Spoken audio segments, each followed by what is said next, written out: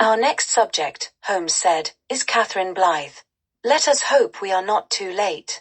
Chapter 9. The author's Inc. Catherine Blythe was a revered author whose novels were celebrated for their keen insight into human nature. Her portrait in Hargrave's portfolio depicted her seated at her desk, surrounded by books, her quill dripping ink that pooled into the shape of a skull. Holmes and Watson set out for Blythe's home, a quaint townhouse in Kensington. Upon their arrival, they found Blythe in her study, a sharp-eyed woman with an air of quiet authority. She listened intently as Holmes explained the danger. "This is extraordinary," she said, studying her portrait. "But what motive could this architect have for targeting me?" Holmes replied, "Each victim has been chosen for their prominence in their field. You, as a writer, represent the pinnacle of literary achievement, a symbolic mark for the architect's grim tableau." Blythe's demeanor was calm, but Watson noticed her hands tremble as she placed the portrait aside. "I've received strange letters recently," she admitted. One was smeared with ink and contained only the words, "Your final chapter is written." I dismissed it as a prank. Holmes's gaze sharpened. "Do you still have the letter?" Blythe handed him the note, the ink barely legible.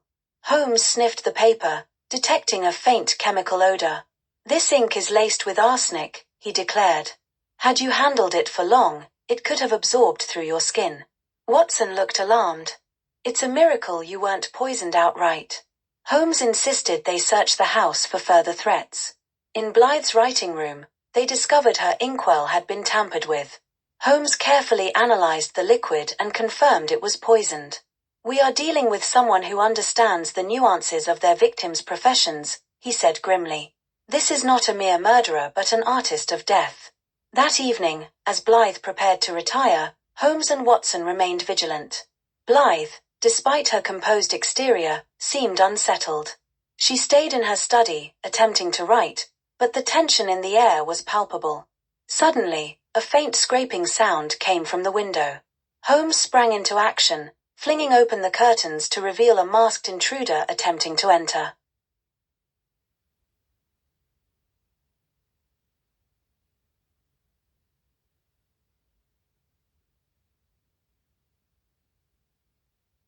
Flinging open the curtains to reveal a masked intruder attempting to enter. The figure fled, but Holmes and Watson pursued him into the garden. The chase ended when Watson tackled the man to the ground. Holmes removed the mask, revealing a middle-aged man with ink-stained fingers. "An apprentice of Hargrave?" Holmes asked coldly. The man sneered. "You'll never understand the beauty of the architect's vision." Among the intruder's belongings was a key to a hidden compartment in Blythe's study. Inside, they found a journal filled with cryptic notes and symbols, all bearing Hargrave's signature motif. The next day, Blythe expressed her gratitude. "I owe you my life," she said, her voice trembling. Holmes replied, "Your survival is our greatest reward." But the architect remains elusive, and their plot is far from over. Watson turned to the portfolio, revealing the next portrait, a celebrated engineer, standing proudly beside a towering bridge. "Our next step," Holmes said, "is to find this engineer before the architect does."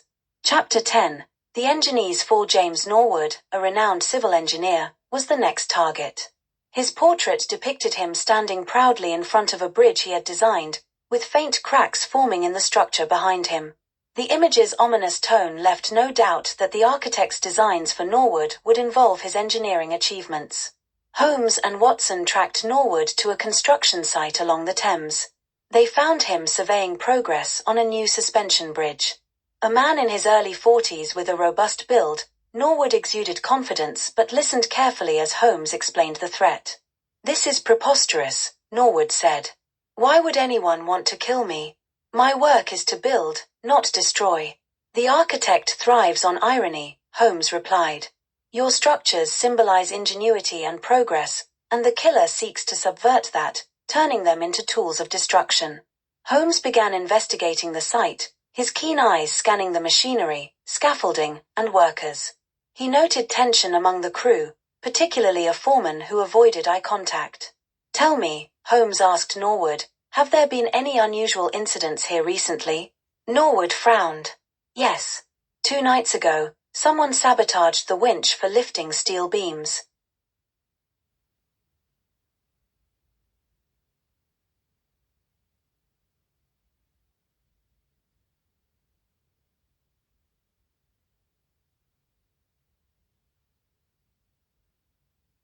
Steel beams.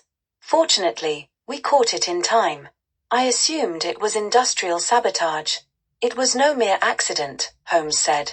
The architect manipulates others to carry out their designs. Holmes and Watson remained on site into the evening, observing the workers. As darkness fell, the crew departed, leaving the bridge eerily quiet.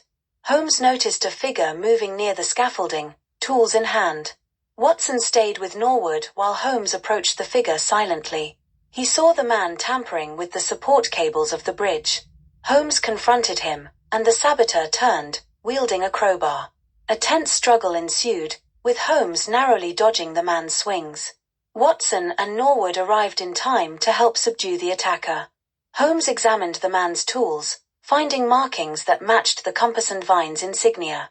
Another of the architect's pawns, he muttered. But their methods grow more reckless.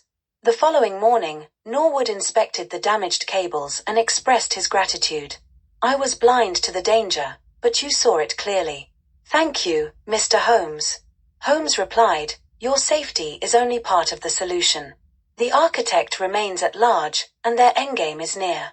Watson opened the portfolio to reveal the next portrait, a ship's captain standing at the helm, waves crashing around him. A sailor, Watson said. The sea holds dangers enough without a murderer in play.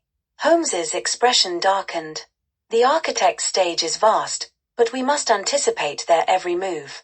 Chapter 11. Death at Sea. The next target was Captain Elias Drummond, a famed naval officer turned merchant captain. His portrait showed him gripping the helm of a ship, stormy seas crashing around him, with ghostly hands reaching from the waves. Holmes and Watson hurried to Portsmouth, where Drummond's ship, the Seahawk, was docked. Drummond, a grizzled man in his 60s with weathered features, greeted them aboard. You're telling me someone's painting my death? He asked, incredulous. Not just painting it, Holmes said.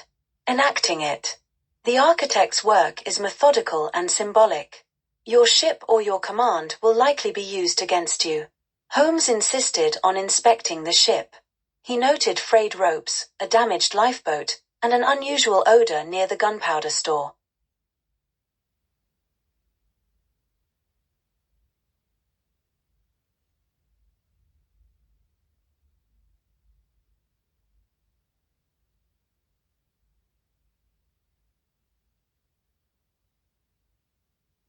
An unusual odor near the gunpowder store. This is no ordinary wear and tear, he remarked. Sabotage is afoot. That night, Holmes and Watson stayed aboard the Seahawk. Around midnight, Holmes heard the faint creak of footsteps on the deck. Investigating, he caught a shadowy figure near the cargo hold. Holmes called for Watson, and the two gave chase. The intruder, realizing escape was futile, set a small barrel of gunpowder alight. Flames erupted as the man dove overboard. Watson! Holmes shouted. The fire must not reach the main hold. Holmes and Watson worked with Drummond and his crew to douse the flames. The fire was extinguished, but the ship was heavily damaged. Among the saboteur's abandoned belongings, Holmes found a map marked with Hargrave's Compass and Vines insignia. This was no ordinary sailor, Holmes said. The architect's influence spreads even to the docks. Drummond, shaken but resolute, said, You've saved me and my crew, Mr. Holmes. We owe you everything. Holmes replied, Your survival ensures the architect's failure, for now. But the final piece of this puzzle is within reach. Back on land, Holmes and Watson turned to the portfolio's final portrait. It depicted Holmes himself, seated in his study with a shadowy figure standing behind him, knife raised. The architect has reached their crescendo, Holmes said grimly. This final act will be staged at Baker Street. Chapter 12. The architect unveiled back at 221B, Baker Street. Holmes and Watson prepared for the inevitable confrontation. The final portrait, showing Holmes himself with a shadowy figure poised to strike, hung over their thoughts like a storm cloud. Holmes methodically reinforced the apartment's defenses, inspecting every window, door, and crevice. They've saved me for last, Holmes said. The architect sees me as their ultimate challenge. They will not falter now. The night passed in tense anticipation. Watson, revolver in hand, stayed close while Holmes sat in his chair, seemingly calm but alert. Hours ticked by until, near midnight, a soft scratching sound came from the kitchen window. Holmes motioned for Watson to remain quiet. Slowly, he moved toward the sound, his footfalls silent on the wooden floor. The scratching grew louder until, with a crash, the window shattered.